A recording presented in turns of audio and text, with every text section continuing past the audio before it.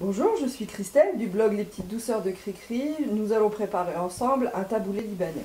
Pour une entrée pour 4 personnes, voici la liste des ingrédients. Pour commencer, on met le bourgoule dans le fond du saladier sur lequel on va venir ajouter tous les ingrédients. Donc la première chose à faire, on va couvrir le bourgoule du jus de citron. Donc je vais presser mon citron. Hop.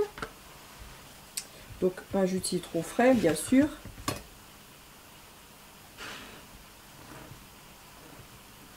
On presse.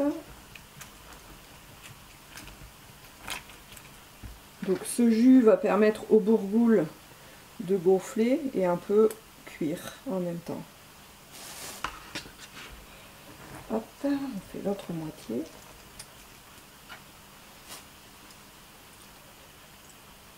Voilà.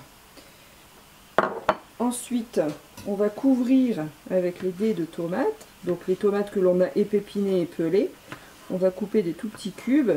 Et donc pour ce faire, j'utilise le santoku qui est vraiment idéal pour couper les légumes, le poisson, la viande et également les herbes fraîches. Donc en fait dans cette recette, je ne me sers que de ce couteau parce que je le trouve très pratique. Donc les tomates, on vient les ajouter au fur et à mesure au-dessus du bourgoule et du jus de citron. Alors surtout, ne jamais mélanger pour que le bourgoule puisse bien gonfler. Alors voilà, une fois qu'on a fait toutes les tomates, on va venir assaisonner donc de sel et de piment d'Espelette. Donc ne pas mélanger. Le sel et le poivre, enfin surtout le sel, va aider les tomates à dégager un peu de leur jus. Et en même temps, ça permettra au bourgoule de bien gonfler. Donc je mets du piment d'Espelette, vous pouvez mettre du poivre, hein, chacun fait selon son goût. Voilà. Et maintenant je vais venir couvrir avec les herbes fraîches. Donc je me suis fait des petits bouquets avec le persil, c'est plus simple. Et je tiens cette astuce d'une amie qui est vraiment la chef de la cuisine libanaise. Donc je vais venir ciseler tout mon persil.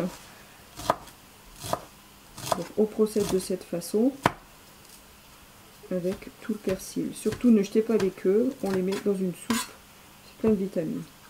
Donc on procède de la même façon avec tout le persil. Donc j'ai fini mon persil, j'ai fini de le ciseler, je couvre bien toutes mes tomates. Et je vais venir émincer la menthe que je vais venir cacher.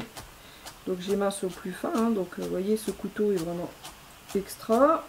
Je coupe au plus fin et je vais venir nicher cette menthe à l'intérieur du persil, comme ça permettra à la menthe de ne pas noircir.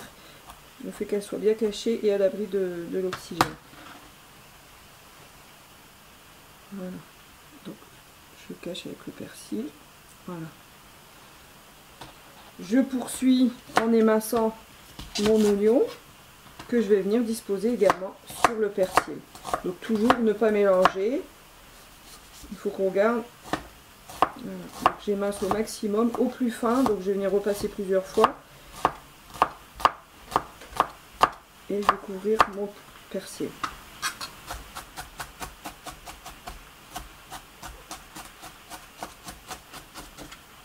Alors je viens couvrir le tout avec mon oignon. Et je mets au réfrigérateur un minimum de 2 heures pour que toutes les saveurs se dégagent bien. Donc je filme et je mets au réfrigérateur. Alors je l'ai sorti du réfrigérateur après 2 ou 3 heures. J'ai rajouté l'huile d'olive, donc on mélange délicatement. Et maintenant il n'y a plus qu'à déguster avec des petites brochettes de poulet grillé. Voilà, bon appétit!